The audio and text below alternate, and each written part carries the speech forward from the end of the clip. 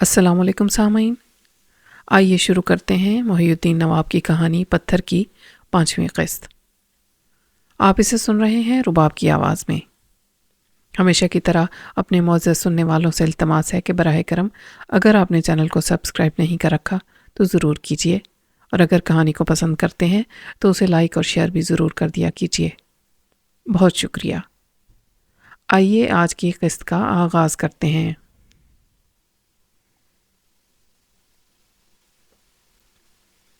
رابطہ ختم ہو گیا۔ اس نے ریسیور رکھ دیا۔ کسٹم افسر نے کہا، میں تو آپ کے بابا سائیں کا پرانا خادم ہوں، ان کے گھریلو حالات جانتا ہوں۔ آپ ایک سچے سعادت مند بیٹے ہیں، ماں باپ کے ذاتی جھگڑوں میں نہیں پڑتے، ماں جی کا بھی اتنا ہی احترام کرتے ہیں جتنا کہ بابا سائیں کا۔ کسٹم کا ایک جونیئر افسر ایک ٹرالی میں سچل نواز کا سامان لے آیا۔ افسر نے کہا، سائیں ہمیں تو آپ کا سامان چیک کرنے کا حوصلہ نہیں تھا، آپ کی ضد کے باعث چیکنگ ہو چکی ہے، اندر ایمان ہو تو ایمان ہی نکلے گا، کھوٹے سکے نہیں نکلیں گے۔ سچل نواز کرسی سے اٹھ کر بیٹھ گیا۔ میں لباس بدلنا چاہتا ہوں، میری ماں جی مجھے پینٹ شرٹ اور نیک ٹائی میں پسند نہیں کریں گی۔ افسر نے کہا، نو پرابلم، میرے پیچھے ایک اور کمرہ ہے، وہاں جا کر لباس تبدیل کر لیں۔ وہ ٹرالی پر رکھے ہوئے سامان کے پاس واپس آیا۔ سب سے اوپر رکھی ہوئی اٹیچی کو کھولنے کے لیے جونیئر افسر نے اپنی چابیاں طلب کی۔ جونیئر نے پریشان ہو کر اپنے سینئر کو دیکھا۔ سینئر افسر نے کہا، بھائی ان کے سامان کی چابیاں ہیں، انہیں دے دو، پریشانی کی کوئی بات نہیں ہے۔ جونیئر نے چابیاں دیں۔ سچل نے ایک چابی سے اٹیچی کھولی، اوپر رکھے ہوئے لباس کو اٹھایا تو ٹھٹک گیا۔ لباس کے نیچے اٹیچی کیس کے اندر سونے کے بسکٹ تھے۔ سچل نے جونیئر کو دیکھ کر غرا کر پوچھا، یہ کیا حرکت ہے؟ سینئر افسر نے کہا، سچل صاحب آپ ناراض نہ ہوں، آپ کے بابا سائیں کو بسکٹ کھانے کا شوق ہے۔ انہوں نے انفارم کیا تھا کہ جو اسمگلر یہ مال لے کر مڈل ایسٹ سے آ رہے ہیں انہیں ایک اٹیچی مال کے ساتھ گرفتار کر کے ہم اپنی کارکردگی دکھائیں، باقی 2 اٹیچیوں کا مال آپ کے سامان میں منتقل کر دیں۔ اس کا مطلب یہ ہے کہ بابا سائیں کو معلوم تھا کہ میں امریکہ سے سعودی عرب جاؤں گا، پھر وہاں سے یہاں آؤں گا۔ سچل سائیں، آپ بیٹے ہو کر نہیں جان سکتے کہ آپ کے بابا سائیں کتنے پہنچے ہوئے ہیں اور کہاں کہاں تک پہنچے ہوئے ہیں۔ سچل نے چمکتے ہوئے سونے کے بسکٹوں کو دیکھا۔ افسر کے بیان کے مطابق اس کی 2 اٹیچیاں ایسے خزانے سے بھری ہوئی تھیں۔ اس نے اوپر والی اٹیچی کو بند کر کے لاک کیا، پھر لباس بدلنے کے لیے خاموشی سے دوسرے کمرے میں چلا گیا۔ وہ نیو یارک سے جدہ گیا تھا، وہاں اس کے بچپن کا ایک بہت اہم اور ہم مزاج دوست تھا۔ اس کے ساتھ ایک دن ایک رات گزارنے کے بعد کراچی کے لیے روانہ ہوا تھا، اور یہ سوچ کر مسکراتا رہا تھا کہ اچانک وہاں پہنچ کر ماں باپ کو سرپرائز دے گا۔ لیکن باپ نے اسے سرپرائز دے کر ثابت کیا تھا کہ وہ بڑی دور تک نظر رکھتا ہے، کوئی موقع ہاتھ سے جانے نہیں دیتا۔ بیٹے کی آمد کا اسے علم تھا، لہٰذا اس نے اصل اسمگلر کو ایک پیٹی مال کے ساتھ گرفتار کرا کے کسٹم افسران کی ترقیوں کا سامان کر کے باقی 2 پیٹی مال اپنے بیٹے کے سامان میں رکھوا دیا تھا۔ سچل نواز لباس بدل کر سینئر افسر کے کمرے میں آیا۔ اب اس کے سر پر سندھی ٹوپی اور بدن پر شلوار قمیض تھی، شانوں پر ایک اجرک پڑی ہوئی تھی۔ سینئر افسر نے اسے تعریفی نظروں سے دیکھتے ہوئے کہا، واہ بھائی، آپ کتنے قداور اور شاندار سندھی لگ رہے ہیں۔ وہ ٹرالی کو چلاتا ہوا دفتر سے باہر آیا۔ جناح ٹرمینل کی عمارت بڑی شاندار بنائی گئی تھی۔ وہ دیکھ کر خوش ہو رہا تھا، وہاں کے مختلف حصوں سے گزر رہا تھا۔ ارادہ تھا کہ کسی ٹیکسی میں بیٹھ کر اپنی ماں جی کے پاس جلد سے جلد پہنچے، لیکن وہ خود کار زینوں کے پاس آ کر ایسے رک گیا جیسے تقدیر نے بریک لگا کر روک دیا ہو۔ ایک خود کار زینے سے شانی اور سنی اترتے آ رہے تھے۔ سچل پلکیں جھپکائے بغیر اسے یوں دیکھ رہا تھا جیسے زینے سے نہیں بلکہ آسمان سے کوئی حور اتر کر آ رہی ہو۔ اس کا لباس، شانوں پر بکھری زلفیں اور گورے گلابی مکھڑے پر سیاہ چشمہ یوں لگ رہا تھا جیسے وہ چشمہ نہ ہو، اس گوری کو نظر بد سے بچائے رکھنے کے لیے کالا ٹیکا لگایا گیا ہو۔ اس کی چال، اس کی شان بے نیازی بتا رہی تھی کہ وہ بہت ہی ماڈرن ہے اور ابھی شاید کسی یورپی ملک سے آئی ہے۔ حالانکہ سنی لاہور جا رہا تھا، وہ اسے رخصت کرنے آئی تھی۔ اس کے ساتھ جدھر جا رہی تھی ادھر سچل کی نظریں ساتھ ساتھ چل رہی تھیں۔ سنی کو بورڈنگ کارڈ حاصل کرنا تھا۔ وہ دونوں ایک گیٹ پر آ کر رک گئے۔ گیٹ کے اندر صرف مسافر جا سکتے تھے۔ جانے سے پہلے وہ سنی سے اشاروں کی زبان میں کچھ کہنے لگی۔ سچل کے دل کو ٹھیس پہنچی۔ اتنی حسین و جمیل تو شیزہ گونگی ہے، دل نہیں مانتا کہ یہ زبان سے بولتی نہیں ہوگی۔ سنی نے بھی اس کے جواب میں اشاروں کی زبان استعمال کی۔ تب سچل نے ایک ذرا اطمینان سے سوچا، دراصل وہ نوجوان گونگا ہے، اس لیے وہ حسینہ اسے گونگے اشاروں میں بات کر رہی ہے۔ ان دونوں نے اشاروں میں مختصر سی الوداعی گفتگو کی، پھر سنی بورڈنگ کارڈ لینے کے لیے اندر چلا گیا۔ وہ تنہا رہ گئی، شیشے کی بڑی دیوار کے پاس آ کر وہاں سے سنی کو دیکھنے لگی۔ سچل نے یورپ، امریکہ اور مڈل ایسٹ میں کئی برس گزارے تھے، بے شمار حسیناؤں سے دور کی دوستی رکھتا تھا، کبھی کسی کو اپنانے کے لیے دل نے منظوری نہیں دی تھی۔ اس وقت پہلی بار دل نے دھڑکتے ہوئے 3 بار قبول ہے کہہ دیا تھا۔ وہ آہستہ آہستہ چلتا ہوا آیا، ٹرالی کو ایک طرف روک دیا، پھر جھجکتا ہوا شیشے کی دیوار کے پاس آیا۔ وہ شیشے پر دونوں ہاتھ رکھے کھڑی تھی۔ سچل نے حوصلہ کرتے ہوئے آہستگی سے کہا، سنیے۔ وہ قوت سماعت کی حامل ہوتی تو سنتی، وہ تو دنیا والوں سے بے نیاز ہو کر سنی کو دیکھ رہی تھی۔ وہ بورڈنگ کارڈ حاصل کرنے کے بعد ویٹنگ ہال کی طرف جا رہا تھا، اسے بھی دیکھتا جا رہا تھا۔ جب وہ دوسرے گیٹ سے گزر کر نظروں سے اوجھل ہو گیا تو سچل نے کہا، تمہارا ساتھی جا چکا ہے، کیا ہم ایک دوسرے سے متعارف ہو سکتے ہیں؟ اسے جواب نہیں ملا۔ وہ اس گیٹ کی سمت دیکھ رہی تھی جہاں سے سنی گزر کر نگاہوں سے گم ہو گیا تھا۔ سچل نے کہا، تمہارا انداز بتا رہا ہے کہ اسے بہت زیادہ چاہتی ہو، اور میں نے یہاں پہنچنے میں دیر کی ہے۔ شانی وہاں سے جانے کے لیے پلٹ گئی۔ ایسے وقت اس نے سچل کو اپنے قریب دیکھا۔ چند لمحوں تک دونوں کی نظریں ایک دوسرے میں جذب ہو گئیں۔ سچل کی نظروں میں بھرپور چاہت تھی، شانی کی نظروں میں سوال تھا۔ جب سوال کا جواب نہیں ملا تو وہ گھوم کر جانے لگی۔ وہ اس کے پیچھے چلتے ہوئے بولا، تمہیں دیکھ کر میں جیسے بے زبان ہو گیا ہوں، بہت کچھ کہنا چاہتا ہوں، اگر تم حوصلہ دو گی تو تعارف حاصل کرنا چاہوں گا۔ وہ رک گئی، وہ بھی رک گیا، کیونکہ اس کے چاروں طرف مسلح باڈی گارڈز کھڑے تھے۔ سیکیورٹی افسر نے سچل سے پوچھا، کیوں مسٹر، کیا چاہتے ہو؟ سچل نے کہا، جب زندگی اچانک خوبصورت ہو جائے تو ہم جیسے بالغ بچے اس کے پیچھے چل پڑتے ہیں۔ مجھے نہیں معلوم تھا کہ یہاں پھولوں کے ساتھ بندوقیں بھی ہوتی ہیں۔ اب معلوم ہو گیا، جاؤ اپنا راستہ لو۔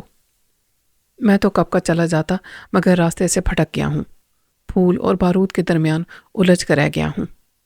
شانی اس دوران کبھی سچل اور کبھی سیکیورٹی افسر کو سوالیہ نظروں سے دیکھ رہی تھی۔ اس نے اپنے شانے سے لٹکے ہوئے بیگ میں سے کاغذ کا پیڈ اور قلم نکال کر لکھا، یہ کون ہے اور کیا چاہتا ہے؟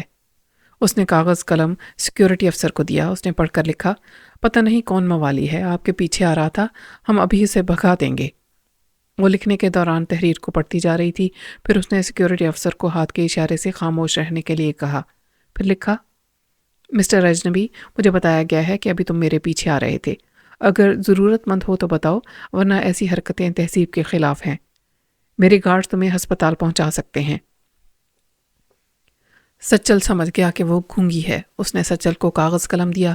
اس نے لکھا، اگر مجھے معلوم ہوتا کہ تم بولنے اور سننے سے معذور ہو تو پیچھے کبھی نہ آتا، بلکہ شانہ بشانہ ہو کر تمہیں مخاطب کرتا۔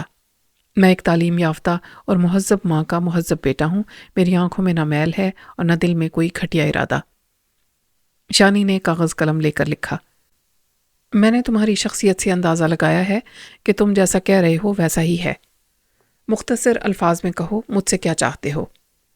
سچل نے جواباً لکھا، تمہارے گھر کا پتہ چاہتا ہوں، شادی کی درخواست لے کر آؤں گا۔ وہ تحریر پڑھتے ہی شانی کا منہ حیرت سے کھل گیا۔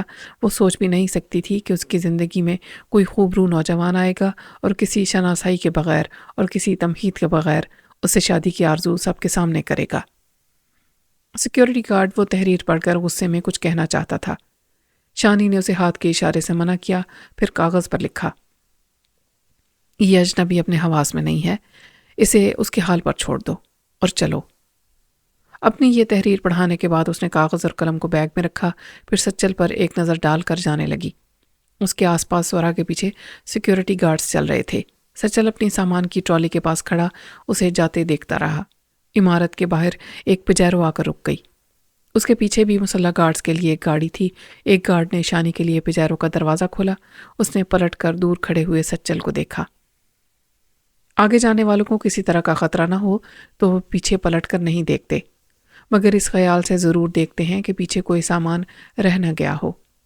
شاید اس بے صدا بے زبان کو بھی کچھ ایسا ہی محسوس ہوا تھا، اس لیے پلٹ کر دیکھا تھا، پھر پلٹ کر پجیرو کے اندر جا کر بیٹھ گئی تھی۔ سچل کو فوراً ہی ٹیکسی نہیں ملی۔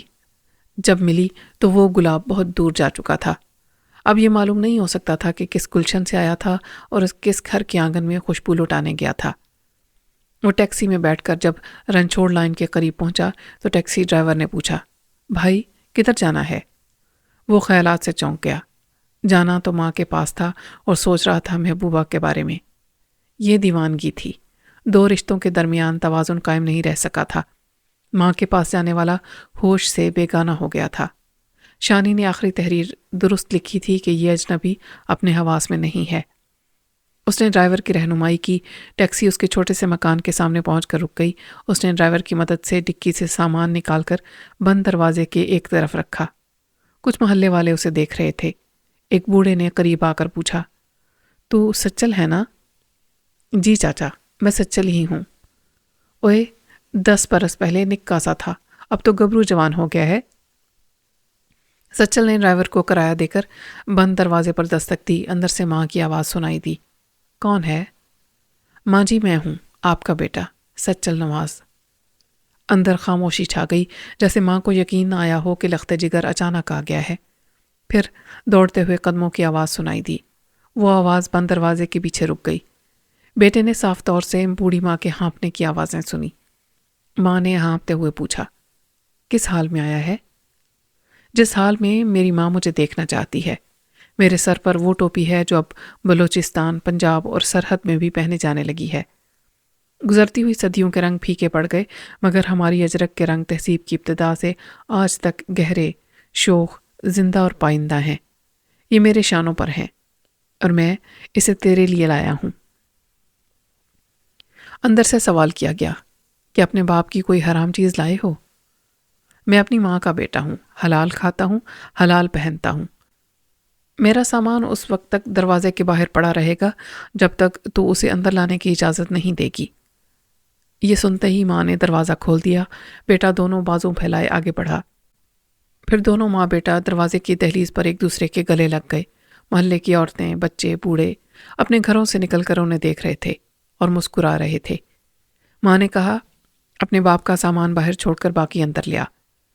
ماں جی، حلال میں حرام مل جاتا ہے تو پھر حلال نام کی کوئی چیز باقی نہیں بچتی۔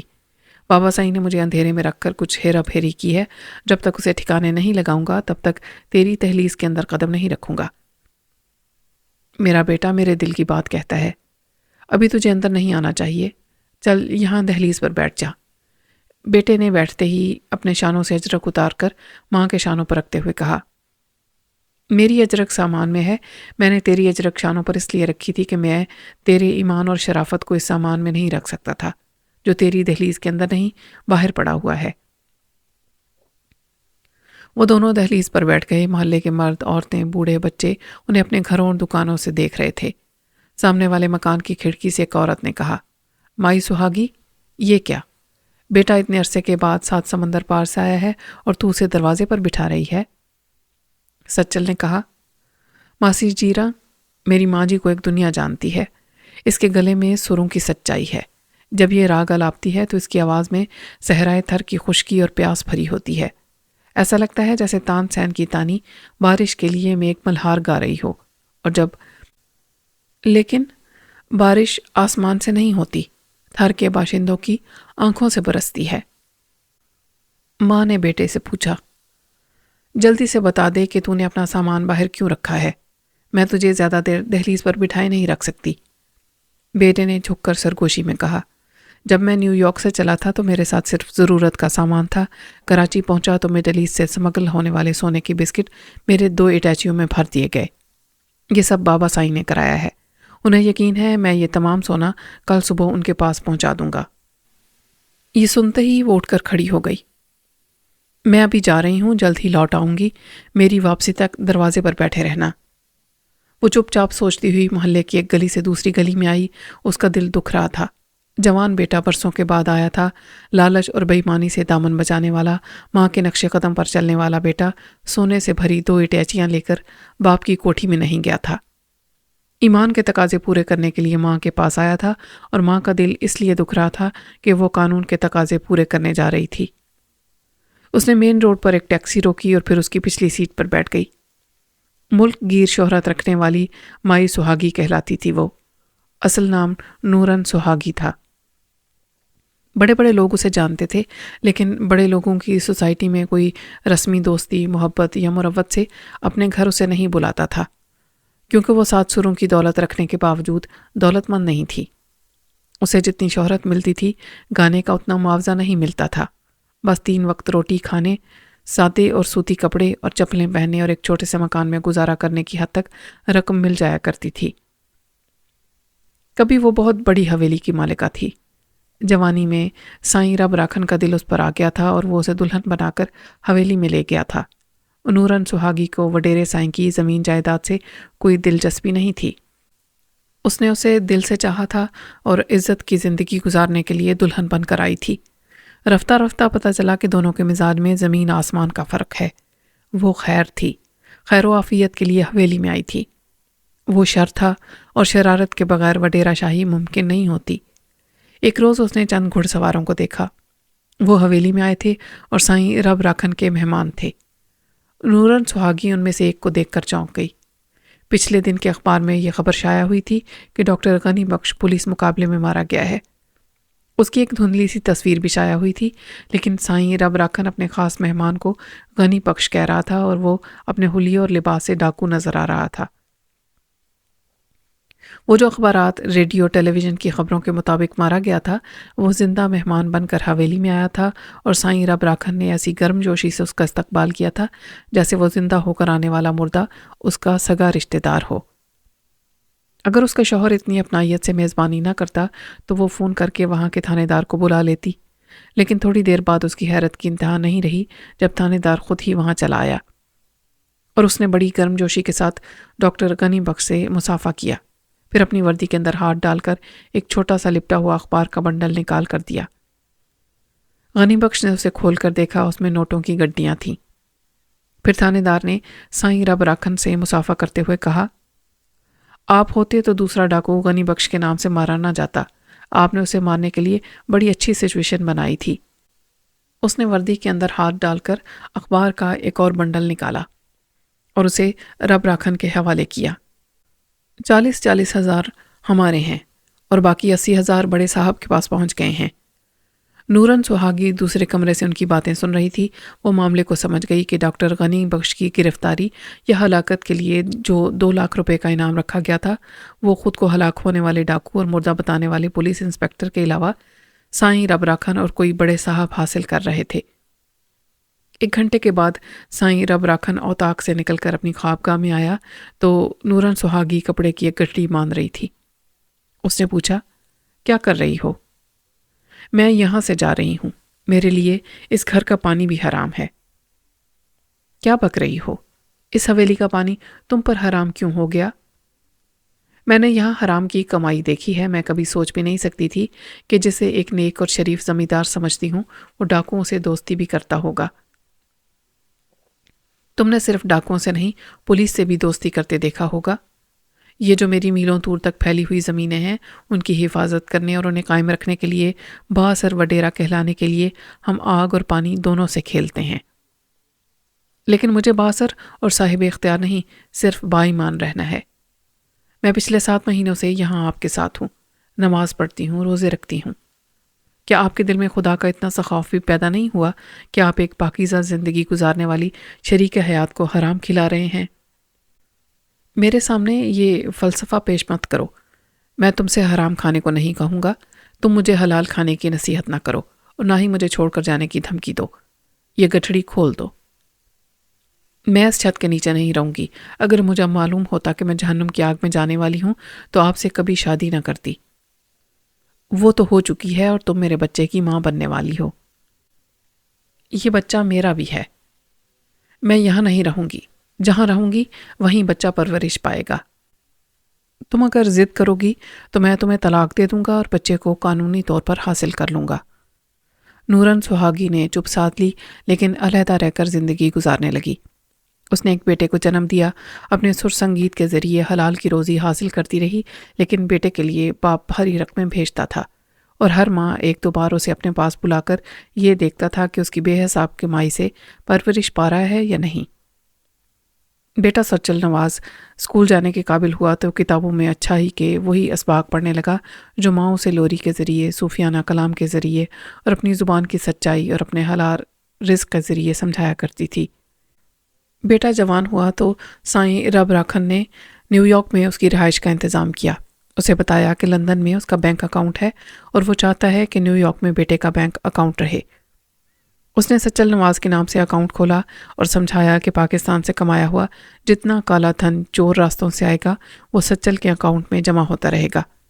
وہ بے شک جتنی رقم چاہے خرچ کرے، لیکن ایسے چور دروازے بھی تلاش کرے جہاں سے دولت اتنی آتی ہے جتنی خرچ نہیں ہو پاتی۔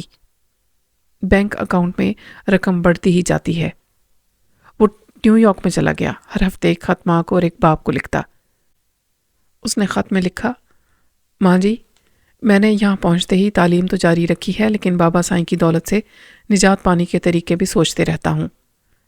میں نے کئی جگہ ملازمت حاصل کرنے کی کوششیں کی اور آخرکار مجھے ایک بہت بڑے ہوٹل میں پلیٹیں صاف کرنے کی نوکری مل گئی ہے۔ یہ بابا سائیں کے لیے بڑی ذلت کی بات ہوگی، لیکن آپ کے لیے یہ فخر کی بات ہے۔ میں ضرور تعلیم حاصل کروں گا، لیکن اپنی محنت کی کمائی سے، اور بابا کو اس خوش فہمی میں مبتلا رکھوں گا کہ میں ان کی ارسال کردہ رقموں سے عیش بھی کر رہا ہوں اور فورن کرنسی میں ان کے بھیجے ہوئے کالے دھن کو بڑھانے کی راہوں پر بھی چل پڑا ہوں۔ چوتھے سال وہ 2 ہفتے کی چھٹی پر پاکستان آیا۔ باپ سے ملاقات ہوئی تو باپ نے پوچھا، اچھا بھائی یہ بتاؤ کہ تعلیم کہاں تک حاصل کی؟ جو لوگ تم سے ملنے آ رہے ہیں وہ تم سے یہ سوال ضرور پوچھیں گے۔ وہ ذرا ہچکچایا اور پھر بولا، واجب ہے بابا سائیں کی تعلیم حاصل کرنے کا موقع ہی نہیں ملا، وہاں تعلیم بڑی مہنگی ہے، فیس دینے کے لیے جیب میں رقم نہیں رہتی تھی، میں اپنے ضروری اخراجات پوری کرنے کے لیے ایک ہوٹل میں ملازمت کرتا ہوں۔ سائیں رب راکھن ہنستے ہوئے کہنے لگا، شریر کہیں کہ اپنے باپ سے مذاق کرتے ہو؟ چلو بتاؤ کہاں تک پڑھ لیا ہے؟ ہوٹل مینجمنٹ کا کورس کیا ہے، امتحان پاس کرتے کرتے 5 اسٹار ہوٹل کا اسسٹنٹ مینیجر بن گیا ہوں۔ مذاق بند کرو اور سچ بولو۔ ماں جی نے ہمیشہ سچ بولنے کی تاکید کی ہے اور اس کے حلال کھانے کی قسم دی ہے، اس لیے وہاں ایک 5 اسٹار ہوٹل میں ملازمت کرتا ہوں۔ آپ ان 3 برسوں میں کروڑوں روپے میرے اکاؤنٹ میں بھیج چکے ہیں، میں نے کبھی $1 بھی استعمال نہیں کیا۔ کیوں استعمال نہیں کیا؟ کیا میں یہ سمجھوں کہ اپنی ماں کی طرح تمہیں بھی حرام اور حلال کی بیماری ہو گئی ہے؟ بابا سائیں، آپ نے آج تک مجھے جو بھی بھیجا ہے وہ وہاں بینک میں رہتا تو اس ملک کی معیشت کو فائدہ نہیں پہنچتا، اس لیے میں نے حکومت پاکستان سے رابطہ رکھا۔ آپ پچھلے 3 برسوں میں جو بھی دولت مجھے بھیجتے رہے ہیں وہ میں واپس اپنے وطن کے قومی خزانے میں بھیجتا رہا ہوں۔ کیا بک رہے ہو؟ یہ بکواس نہیں، میں نے آپ کی نصیحت کے مطابق دولت بڑھائی ہے، لیکن غیر ملک میں نہیں، اپنے ملک میں۔ سچل نے چند طے کیے ہوئے کاغذات نکالے، پھر انہیں کھول کر اپنے باپ کی طرف بڑھاتے ہوئے کہا، نیو یارک کے بینک سے جو 20 کروڑ روپے national bank of Pakistan transfer کیے جا چکے ہیں، یہ اس سلسلے کے کاغذات کی فوٹو سٹیٹ کاپیاں ہیں۔ سائیں رب راکھن نے وہ کاغذات لیے، پھر اپنے سیکرٹری کو بلایا، اس کے آنے پر وہ کاغذات اسے پڑھنے کے لیے دیے۔ سیکرٹری نے پڑھ کر سچل کے بیان کی تصدیق کی۔ تم نے اپنے باپ کی پیٹھ میں چھرا کھونپا ہے، میں سمجھتا تھا تم جوانی میں دولت کے انبار پر بیٹھ کر 1-2 کوڑی کی ماں کی بھوکی پیاسی نصیحتوں کو بھول جاؤ گے۔ سچل نے سر جھکا کر دونوں ہاتھ جوڑ دیے۔ بابا سائیں، آپ سے التجا کرتا ہوں کہ میری ماں جی کی شان میں ایسے الفاظ استعمال نہ کریں۔ کیوں نہ کروں؟ اگر میں اسے گالیاں دوں گا تو کیا میری زبان کھینچ لو گے؟ اس نے باپ کو دیکھا، باپ نے اسے سوالیہ نظروں سے دیکھا۔ چند لمحوں تک وہ دونوں ایک دوسرے کو گھورتے رہے، پھر سچل نے غصہ ضبط کرتے ہوئے کہا، خدا کی قسم بابا سائیں، اگر کوئی آپ کے خلاف ایک لفظ بھی زبان سے نکالے گا تو میں اسے زندہ نہیں چھوڑوں گا، اور آپ تو جانتے ہی ہیں کہ میں صرف آپ کا ہی نہیں، اپنی ماں کا بھی بیٹا ہوں۔ 2 ہفتے گزار کر وہ دوبارہ نیو یارک چلا گیا۔ وہاں اس کی اچھی خاصی آمدنی تھی۔ اس نے جتنی بچت کی تھی اس سے توقع تھی کہ آئندہ پاکستان جا کر اس رقم سے مناسب کاروبار کر لے گا۔ دوسری بار وہ پھر 3 برس کے بعد واپس آیا تھا تو ایئرپورٹ پر اس کے ساتھ وہ واقعہ پیش آ گیا تھا۔ اس کی 2 اٹیچیوں میں سونے کے بسکٹ بھر دیے گئے تھے۔ وہ سمجھ گیا کہ اس کے بابا سائیں نے اپنے بیٹے سے یہ توقع کی تھی کہ وہ کسٹم آفیسر وغیرہ کے سامنے اپنے باپ کے حکم کی تعمیل کرے گا اور سمگل ہونے والا سونا باپ تک ضرور پہنچائے گا، لیکن بیٹے نے اسے ماں کے پاس پہنچا دیا تھا۔ ٹیکسی ڈی آئی جی کے دفتر کے سامنے رک گئی۔ نورن سہاگی نے ٹیکسی ڈرائیور کو کرایہ دیا، پھر اس عمارت کے اندر پہنچ کر ایک ماتحت افسر سے کہا، اپنے صاحب کو بولو مائی سہاگی ملنے آئی ہے۔ لوگ اسے ایک فنکارہ گلوکارہ کی حیثیت سے جانتے تھے، اس کی دل سے عزت کرتے تھے۔ ماتحت افسر نے اپنی جگہ سے اٹھ کر اسے ایک کرسی پیش کی اور پھر کہا، آپ آرام سے بیٹھیں، صاحب بہت ضروری کام سے گئے ہیں، ابھی آ جائیں گے۔ اسے وہاں انتظار کرتے خاصا وقت گزر گیا تھا۔ اس نے دیکھا باہر سے ڈی آئی جی آ رہا تھا۔ وہ عمارت کے اس حصے کی طرف آ رہا تھا جہاں وہ تھی۔ اس نے اپنے بیٹے کو دیکھا۔ اس کے ہاتھوں میں ہتھ کڑیاں لگی تھیں، وہ سپاہیوں کے درمیان چل رہا تھا۔ ماں کو دیکھ کر ٹھٹک گیا۔ ڈی آئی جی نے اپنی ٹوپی اتارتے ہوئے نورن سہاگی کو سلام کیا، پھر کہا، مائی سہاگی آپ یہاں ہیں اور میں نے آپ کی تلاش میں اپنے بندے بھیجے ہیں۔ آپ دیکھ رہی ہیں میں نے قانون سے مجبور ہو کر آپ کے بیٹے کو گرفتار کیا ہے۔ یہ فرض ادا کرتے ہوئے آپ کے سامنے شرمندگی ہو رہی ہے۔ ماں بیٹے حیران ایک دوسرے کو دیکھ رہے تھے۔ پھر ماں نے ڈی آئی جی سے پوچھا، میرے بیٹے کا جرم کیا ہے؟ میں تو لاکھوں روپے کا سونا آپ کے حوالے کرنے آئی ہوں۔ میں آپ کو بتانے آئی ہوں کہ یہ کہاں سے آیا ہے اور کہاں پہنچنے والا تھا، اور اتنی بڑی اسمگلنگ کے پیچھے کس کا ہاتھ ہے۔ ڈی آئی جی نے کہا، مائی آپ ہمارے لیے قابل احترام ہیں، پلیز دفتر میں چل کر بیٹھیں، پریشانی کی بات نہیں ہے، سب ٹھیک ہو جائے گا۔ پھر اس نے سپاہیوں سے کہا، مجرم کو حوالات میں لے جاؤ۔ ماں نے فوراً ہی آگے بڑھ کر بیٹے کا بازو پکڑ لیا، پھر ڈی آئی جی سے کہا، آپ کہتے ہیں پریشانی کی بات نہیں، پھر میرے بیٹے کو ہتھ کڑی کیوں لگائی ہے؟ اسے حوالات میں کیوں بند کر رہے ہیں؟ یہ قانونی کارروائی ہے۔ آپ کا بیٹا اسمگل کیے جانے والے سونے کے ساتھ گرفتار کیا گیا ہے۔ یہ جھوٹ ہے، میرا بیٹا اسمگلر نہیں۔ یہ حرام کا مال اس کے باپ نے اس کی لا علمی میں اس کے سامان کے اندر رکھوایا تھا۔ دیکھیے آپ بہت بڑے وڈیرے سائیں پر الزام لگا رہی ہیں، پھر یہ کہ سائیں رب راکھن مجرم کے باپ ہیں۔ آپ بات نہ بڑھائیں، سائیں بڑے اثر و رسوخ والے ہیں، وہ جلد ہی بیٹے کو حوالات سے نکال کر لے جائیں گے۔ میں اور میرا بیٹا اس مٹی کی محبت میں قانون کے تقاضے پورے کرنے آئے تھے، تو کیا ہم ماں بیٹے کی سچائی اور فرض شناسی کو تسلیم نہیں کیا جائے گا؟ قانون کے تقاضے ثبوت اور گواہیوں کے ذریعے پورے کیے جاتے ہیں۔ ہمیں کسی نے فون پر اطلاع دی تھی، ہم نے اس کے مطابق آپ کے گھر چھاپا مارا اور آپ کے بیٹے کو سونے کے بسکٹ سے بھری ہوئی 2 اٹیچیوں کے ساتھ گھر کے دروازے پر بیٹھا ہوا پایا۔ محلے کے بے شمار لوگ چشمدید گواہ ہیں، انہوں نے سونے سے بھری ہوئی 2 اٹیچیاں بھی دیکھی ہیں۔ مائی سہاگی آپ نے دنیا دیکھی ہے اور یہ بھی دیکھا ہے کہ چوری کے مال کے ساتھ پکڑا جانے والا چور ہوتا ہے۔ ایک نہایت قیمتی کار ایک شاندار کوٹھی کے احاطے میں داخل ہوئی اور پھر وہاں سے گزرتی ہوئی پورچ میں آ کر رک گئی۔ رئیس ہمدانی نے کار سے باہر آ کر ڈرائیور سے کہا، گاڑی یہیں رکھو، ہم ایئرپورٹ جائیں گے۔ یہ کہہ کر وہ کوٹھی کے اندر جانے لگا۔ ملازم نے اس کے پیچھے چلتے ہوئے پوچھا، جناب عالی آپ آج آئے ہیں اور آج ہی جا رہے ہیں، آپ ہمیں خدمت کا موقع تو دیں۔ ہمدانی نے ڈرائنگ روم میں پہنچ کر مسکراتے ہوئے بوڑھے ملازم کو دیکھا۔ بابا تم نے ہمارے خاندان کی خدمت میں ساری عمر گزاری ہے، یہ کوٹھی خالی پڑی رہتی ہے، آخری عمر میں یہاں عیش و آرام سے رہا کرو۔ ہم سیاستدانوں کی جنت تو اسلام آباد ہے۔ یہاں سر سے قرضے کا پہاڑ اتارنے آیا تھا، وہ اتر چکا ہے اور اب میں ہلکا پھلکا ہو کر واپس جا رہا ہوں۔ میرا سامان گاڑی میں رکھوا دو۔ ملازم جانے لگا، پھر سینٹر ٹیبل کی طرف دیکھ کر رک گیا۔ وہاں ایک بڑا سا پیکٹ رکھا تھا۔ اس نے پیکٹ اٹھا کر کہا، سرکار ایک صاحب آپ سے ملاقات کرنے آئے تھے، آپ کے لیے یہ پیکٹ دے گئے ہیں۔ کیا ہے اس پیکٹ میں؟ میں نے آپ کی اجازت کے بغیر ہی اسے کھول کر اس لیے دیکھا کہ آج کل اس شہر کے حالات ٹھیک نہیں۔ اس میں ایک فائل اور ایک لفافہ ہے۔ ہمدانی نے اس سے پیکٹ لے کر اسے کھولا۔ اس میں رکھی ہوئی فائل ایسی تھی جسے دیکھتے ہی وہ چونک گیا، حیرانی اور بے یقینی سے اسے دیکھنے لگا۔ اس وقت اس کے ہاتھوں میں قرضے کے لین دین کی وہی فائل تھی جسے وہ ہاکس بے میں پیر عظمت اللہ شاہ کے سامنے جلا کر راکھ کر چکا تھا۔ وہ جلدی سے فائل کو کھول کر اس کے ایک ایک ورق کو غور سے پڑھنے لگا۔ اس نے قرضہ حاصل کرنے کے لیے جو درخواست لکھی تھی وہ فائل میں موجود تھی۔ قرضہ منظور کرنے والے افسران اور رقم بطور قرضہ دینے والوں کے کاغذات بھی اس کے ساتھ تھے۔ ادائیگیوں کے رسیدوں پر رئیس ہمدانی کے وصولی کے دستخط بھی موجود تھے۔ وہ حیرانی سے آنکھیں پھاڑ پھاڑ کر دیکھ رہا تھا اور سمجھنے کی کوشش کر رہا تھا کہ اصل فائل کون سی ہے، جو جلا دی گئی یا جو اب ہاتھوں میں ہے۔ اس نے ملازم سے پوچھا، بابا یہاں کون آیا تھا؟ یہ کس نے دیا ہے؟ تم نے نام پوچھا؟ جی سرکار، اس نے اپنا نام صداقت علی بتایا تھا۔ رئیس ہمدانی کے ہاتھوں سے وہ فائل چھوٹ کر گر گئی۔ وہ نام اتنا بھاری تھا کہ اس کے ہاتھ فائل کا وزن سنبھال نہیں پائے۔ اس فائل کے ساتھ ایک لفافہ قالین پر پڑا تھا۔ اس نے کانپتے ہوئے ہاتھوں سے اس لفافے کو اٹھایا، اسے کھول کر اندر سے ایک کاغذ نکالا۔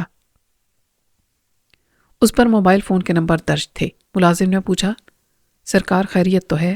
آپ پریشان ہو گئے؟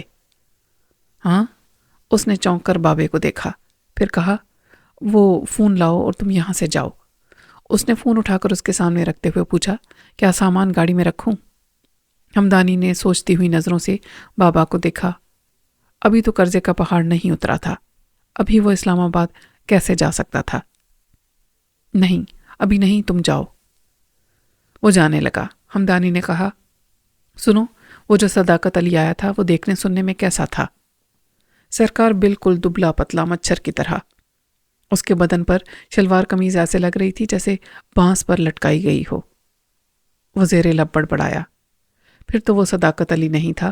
اتنا بڑا ڈائریکٹر جنرل خود یہاں نہیں آئے گا، اس نے اپنے کسی کارندے کو بھیجا ہوگا۔ اچھا، تم جاؤ۔ ملازم چلا گیا۔ وہ لفافے کی پرچی پر لکھے ہوئے موبائل فون کے نمبر ڈائل کرنے لگا۔ فوراً ہی رابطہ قائم ہو گیا۔ آواز آئی، ہیلو، میں صداقت علی بول رہا ہوں۔ ہمدانی نے کہا، جناب علی، السلام علیکم، میں آپ کا خادم ہمدانی بول رہا ہوں۔ آپ کی نیاز حاصل کرنا چاہتا ہوں، خدارا مجھے تھوڑا سا وقت دیں۔ اچھا، تو تم نے فائل پڑھ لی؟ پڑھ کر افسوس تو ہوا ہوگا کہ جو چیز مفت میں گھر پہنچ گئی اس کے لیے خام خواہ ہاکس بے تک جانا پڑا۔ جناب، ایک بات سمجھ میں نہیں آئی۔ فائل تو وہ بھی اصلی تھی جو آپ کے سسر صاحب نے مجھے دی تھی، اور یہ بھی اصلی ہے۔ تم نے ہاکس بے والی فائل کا کیا کیا؟ اسے جلا ڈالا۔ پھر جو تمہارے سامنے ہے اسے بھی جلا ڈالو۔ اسلام آباد اپنی کوٹھی پہنچو گے تو وہاں بھی ایسی ہی تیسری فائل ملے گی، وہ بھی اصلی ہوگی۔ سوال پیدا ہوتا ہے، تم لوگ کتنی فائلیں جلاؤ گے؟ ہر فائل پر یہی گمان ہوگا کہ وہ اصلی ہے۔ تم نے قرضے کے طور پر کروڑوں روپے لے کر جتنی رسیدوں پر دستخط کیے انہیں مہذب عدسے سے دیکھو، وہ سب تمہارے اپنے ہی دستخط معلوم ہوں گے۔ اس کا مطلب ہے کہ یہ میرے دستخط نہیں ہیں؟ یہ تو ماہرین تحریر و دستخط ہی بتا سکتے ہیں۔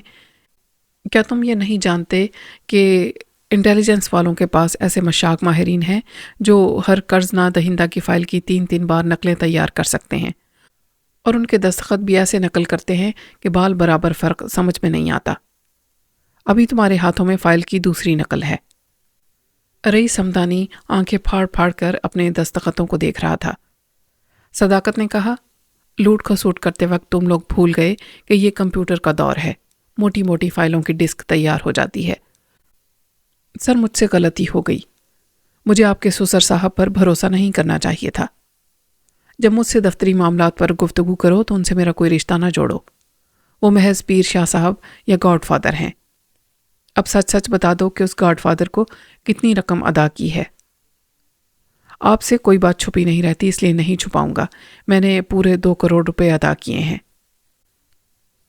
کتنی ضلالت کی بات ہے، تم وہ رقم قرضے کی پہلی قسط کے طور پر بینک میں بھی جمع کرا سکتے تھے، لیکن تم نے وہ رقم اپنے ملک کو نہیں، ایک گاڈ فادر کو دی۔ مجھ سے بڑی بھول ہوئی، میں پیر شاہ صاحب سے اپنی وہ رقم ضرور وصول کروں گا۔ وہ ننگے پھوکے نہیں ہیں، مجھے یقین ہے کہ ناکامی کی صورت میں وہ تمہاری رقم تمہیں واپس کر دیں گے۔ اب تمہاری بھلائی اسی میں ہے کہ ان سے 2 کروڑ روپے وصول کر کے 1 ہفتے کے اندر اندر پہلی قسط کے طور پر رقم قومی خزانے میں جمع کرا دو۔ दूसरी किस्त के लिए तुम्हें 6 माह की मोहलत मिल जाएगी। उसने राब्ता ख़त्म कर दिया।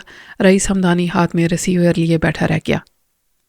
फिर उसने सोचा कि पहले पीर अज़मतुल्लाह शाह सुल्तानी से अपनी रकम वसूल करना चाहिए। वो उनसे राब्ता करना ही चाहता था कि उसी वक्त फ़ोन की घंटी बजने लगी। उसने रिसीवर उठाकर कान से लगा लिया।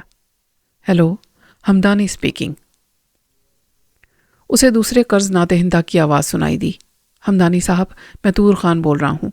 क्या आपको अपनी ऐसी फ़ाइल दोबारा मिली है जिसे आप जला चुके थे? हाँ, मैंने ज़बरदस्त धोखा खाया है। तुम्हारी बातों से ज़ाहिर होता है कि तुम्हें भी वैसी ही फ़ाइल दोबारा सही हालत में मिली है। जी हाँ, मुझे भी मिली है और अनवार साहब को भी। उन फाइलों के साथ एक पर्ची पर लिखा है कि हम आपसे राब्ता करें और जो रकम पीर साहब को दी गई है उसे 1 हफ्ते के अंदर अंदर पहली किस्त के तौर पर कौमी ख़जाने में जमा कराएं। दोनों सुसर दामाद शेर पर सवा शेर हैं। हम उनके दरमियान पिस कर रह जाएंगे। फ़िलहाल बेहतरी इसी में है कि हम पीर शाह साहब से अपनी रकमें वापस लेकर अपने कर्ज़ों की पहली किस्त अदा करें। बाद में कर्ज़े की दूसरी किस्तों से बचने के लिए कोई रास्ता निकालेंगे। आप और अनवार साहब मेरे फ़ोन का इंतज़ार करें। मैं अभी पीर शाह साहब से राब्ता करता हूँ। उसने राब्ता किया।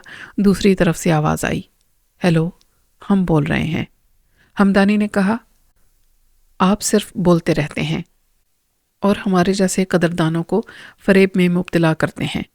उन्होंने गुर्रा कर कहा, हमदानी, आप हमें फरेबी कह रहे हैं। हम तीनों ने जो फाइलें आपके सामने जलाई थीं वो दोबारा सही हालत में हमारे पास पहुंचा दी गई हैं। आपके दामाद जिस शोबे में हैं वहाँ के बाकमाल नक्कालों ने बिल्कुल असली फ़ाइलों की तरह हर नादहिंदा की 3-3 फाइलें तैयार कर रखी हैं। हमने एक जला दी, दूसरी अब हम तीनों के पास है और तीसरी इस्लामाबाद में है। असली फ़ाइल कहाँ है वो किसी को भी मालूम नहीं। उन्होंने कहा, हम अपना एक ख़ास बंदा भेज रहे हैं, वो तीनों फाइलें उसके हवाले कर दें, हम उन्हें अभी पढ़ेंगे। फाइलें भेज दी जाएंगी। हमें अपनी अपनी रकम चाहिए। आपके दामाद ने 1 महीने की मोहलत दी है। हमें उन तमाम रकूमात को पहली किस्त के तौर पर जमा कराना होगा, वरना वो हमारा करियर तबाह कर देंगे। उन्होंने कहा, 1 हफ्ता बहुत होता है। अगर हम ईंट का जवाब पत्थर से ना दे सके तो परसों आप सबकी रकमें वापस मिल जाएंगी। राब्ता ख़त्म कर दिया गया। उनका दामाद उन्हें करोड़ों रुपए का नुकसान पहुंचाने वाला था। कोई मजबूरी सी मजबूरी थी। वो अपनी बेटी हाजरा को दिलो जान से चाहते थे, उसे बेवा नहीं बना सकते थे, अपने दामाद पर कातिलाना हमले नहीं करा सकते थे। फिर वो ऐसा हाजिर दिमाग और चालाक था कि शायद कातिलाना हमलों से भी बच निकलता और जवाबन उन्हें और भी जानी नुकसान पहुंचाता। अभी तक दामाद और ससुर के दरमियान एक महदूद सी जंग थी। वो रिश्तों का लिहाज करते हुए एक दूसरे के खिलाफ इक़दामात करते थे। उन्होंने फ़ोन के ज़रिए सदाकत से राब्ता किया और फिर कहा, हेलो, हम बोल रहे हैं। मुझे यकीन था आप जल्द ही बोलने वाले हैं और आखिर आप बोल पड़े। क्या तुम्हें हमारी बेटी से ज़रा भी मोहब्बत नहीं? तुम्हारी शरीक हयात को अगवा किया गया है, मगर इस शहर में रहकर तुम इसे तलाश नहीं कर रहे हो, सिर्फ अपने दफ्तरी फ़राइज़ में उलझे हुए हो। क्या हमने तुम्हें इसीलिए इस्लामाबाद से यहाँ बुलाया था? आपने इसलिए बुलाया था कि मैं यहाँ आऊँगा तो आप मेरे बंगले से हमदानी की फ़ाइल गायब करा देंगे, और आपने गायब करा दी। मैं आपका फर्माबरदार दामाद हूँ, आपको मायूस नहीं कर सकता था, इसलिए आपके आदमी को बड़ी आसानी से फ़ाइल ले जाने का मौका दिया। हमने फजूल बातें करने के लिए तुम्हें मुखातिब नहीं किया है। हाजरा ने हमें फ़ोन के ज़रिए बताया था कि उसे अगवा करने वाला तुम्हें इस मुल्क में देखना नहीं चाहता। उसने धमकी दी है कि तुम यहाँ रहोगे तो हाजरा हमें ज़िंदा नहीं मिलेगी। आप इस सिलसिले में क्या चाहते हैं? अब तो हम भी यही चाहते हैं कि तुम दफ़ा हो जाओ। हमारी बेटी से तुम्हें मोहब्बत से ही, लेकिन उसे अपनी बेटी की माँ समझकर जिंदा रहने दो। मैंने हाजरा से वादा किया है कि उसे कल सुबह तक तलाश न कर पाया तो शाम तक अपनी बेटी को लेकर लंदन चला जाऊंगा। मैं आपकी हर मुखालिफाना चाल का जवाब दे रहा हूँ। एक वही दुश्मन है जो मेरे काबू में नहीं आ रहा है। वो दूसरा गॉडफादर ऐसे खामोश है जैसे मर गया हो। ये उसकी चालाकी है कि हाजरा के ज़रिए अपने इरादे मुझ पर जाहिर कर रहा है और मुझे इस मुल्क से भगाने की हर मुमकिन कोशिश कर रहा है। अभी तुमने कहा है कि हाजरा सुबह तक ना मिली तो मुल्क छोड़कर चले जाओगे। हम अपनी बेटी से मिलना चाहते हैं, इसलिए हम भी लंदन जाएंगे। सदाकत ने कहा, میں تھوڑی دیر کے لیے بھول گیا تھا کہ آج ہی آپ کے بیٹوں نے اور پوتے پوتیوں نے آپ کا ساتھ چھوڑ دیا ہے۔ میں اپنی بیٹی شہناز کے حوالے سے یہ تسلیم کرتا ہوں کہ ایسے وقت ہاجرہ کو آپ کے پاس ہونا چاہیے، اور یہ بات دل کو لگ رہی ہے کہ دشمن کو خوش فہمی میں مبتلا کرنے کے لیے ہم سب کو کچھ روز کے لیے لندن جانا چاہیے۔ او خدایا، تم زندگی میں پہلی بار ایک باپ کی حیثیت سے دوسرے باپ کے درد کو محسوس کر رہے ہو۔ کل صبح تک ہاجرہ کو ڈھونڈ نکالنے کے لیے ہم بھی اپنے تمام ذرائع استعمال کریں گے، اور میں بھی یہی کر رہا ہوں۔ کل صبح آپ سے رابطہ کروں گا۔ اور اس نے موبائل فون بند کر دیا۔ اس وقت وہ اپنے خاص ماتحت سکندر اور 4 عدد نقلی سپاہیوں کے ساتھ ایک لینڈ کروزر میں بیٹھا اپنے سسر کی کوٹھی کی طرف جا رہا تھا۔ وہاں پہنچنے سے پہلے یہ اطمینان کر چکا تھا کہ شہناز سنی کو رخصت کرنے کے لیے ایئرپورٹ گئی ہے، اور سیکیورٹی افسر ایک ڈرائیور کی حیثیت سے ان کے ساتھ گیا ہوا ہے۔ صداقت کی گاڑی کوٹھی کے آہنی گیٹ کے سامنے رک گئی۔ اس نے کوٹھی کے سیکیورٹی افسر کو بلا کر کہا، ابھی میں رشتہ دار کی حیثیت سے نہیں بلکہ سرکاری ڈیوٹی ادا کرنے آیا ہوں۔ اوپر سے احکامات آئے ہیں کہ اس کوٹھی کی تلاشی لی جائے۔ اسسٹنٹ سیکیورٹی افسر نے کہا، سر آپ یوں اچانک تلاشی لینا چاہیں گے تو ہمارے لیے مسئلہ پیدا ہو جائے گا۔ کوئی مسئلہ پیدا نہیں ہوگا، میں تلاش کے سلسلے میں سرچ وارنٹ لے کر آیا ہوں، یہ دیکھو۔ بات قانونی تھی۔ اس کوٹھی میں 6 گارڈز تھے۔ انہوں نے مجبوراً صداقت وغیرہ کو کوٹھی کے اندر جا کر تلاشی لینے کی اجازت دے دی۔ ان کے ساتھ 2 گارڈز بھی گئے۔ صداقت نے کہا، میری تلاشی کے دوران مداخلت نہ کی جائے، میں اوپری منزل پر جا رہا ہوں، کوئی میرے پیچھے نہ آئے۔ ایک تو وہ داماد تھا، دوسرے ڈائریکٹر جنرل تھا۔ سیکیورٹی گارڈز اس کے تمام احکامات کی تعمیل پر مجبور تھے۔ وہ تنہا اوپری منزل پر گیا۔ شہناز نے پگھلے ہوئے موم پر لاک کا سانچہ بنا کر پہلے ہی اپنے باپ کو دے دیا تھا۔ اس سانچے سے صداقت نے چابی بنوا لی تھی، جس کے ذریعے پیر عظمت اللہ شاہ سلطانی کی خوابگاہ کا دروازہ کھل گیا۔ اس نے اندر جا کر چاروں طرف نظریں دوڑائیں۔ خوابگاہ میں ایک طرف آئرن سیف رکھا تھا۔ نمبروں کے ذریعے کھلنے والا وہ آئرن سیف ایک دھوکہ تھا۔ اس کے مخصوص نمبر معلوم ہوتے تب بھی اسے کوئی کھول نہیں سکتا تھا۔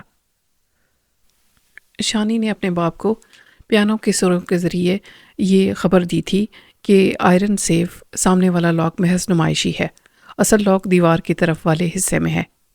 صداقت نے اس آئنی سیف کو دونوں ہاتھوں سے تھام کر پوری قوت سے اسے سرکایا۔ وہ دیوار سے لگا ہوا تھا۔ جب وہ دیوار سے ہٹ گیا تو دیوار کی طرف والے حصے میں اصل لاک دکھائی دیا۔ اس لاک کو مخصوص نمبروں سے کھولا جاتا تو آہنی سیف کا پٹ کھل جاتا۔ صداقت کی سماعت میں چینی کی پلیٹ اور ایک چمچ کی موسیقی سنائی دینے لگی۔ شہناز نے چمچ سے 3 بار پلیٹ کو بجایا، پھر ایک ذرا سے وقفے کے بعد 5 بار بجایا۔ اس کے بعد وہ پلیٹ پر چمچ کو گھسنے لگی۔ گھسنے کا مطلب تھا 0۔ اس میوزیکل پیغام کے مطابق صداقت نے پہلے لاک کے 3 نمبر کو گھمایا، پھر 5، 0، 2 اور آخر میں 99۔ سیف کھل گیا۔ انسان جتنا کم سنتا ہے اتنا ہی کم بولتا ہے، اور جتنا کم بولتا ہے اتنا ہی بولنے والوں کے اندرونی رازوں تک پہنچتا ہے۔ بیٹی بہری اور گونگی نہ ہوتی تو باپ کبھی اس آئرن سیف کو کھول نہ پاتا۔ اسے یقین تھا کہ اس سیف کے اندر پیر عظمت اللہ شاہ سلطانی کے خلاف ایسے دستاویزی ثبوت ہوں گے جن کے ذریعے ثابت ہو جائے گا کہ وہ ایک زیر زمین ایجنسی کا گاڈ فادر ہے۔ کوئی ضروری نہیں ہے کہ آدمی جو چاہے اسے مل جائے۔ صداقت نے سیف کے پٹ کو کھولا تو چند لمحوں کو حیران اور ساکت رہ گیا۔ تجوری کے اندر دستاویزات نہیں تھیں۔ وہاں ایک رحل پر کلام پاک رکھا تھا۔ رحل سونے کی تھی۔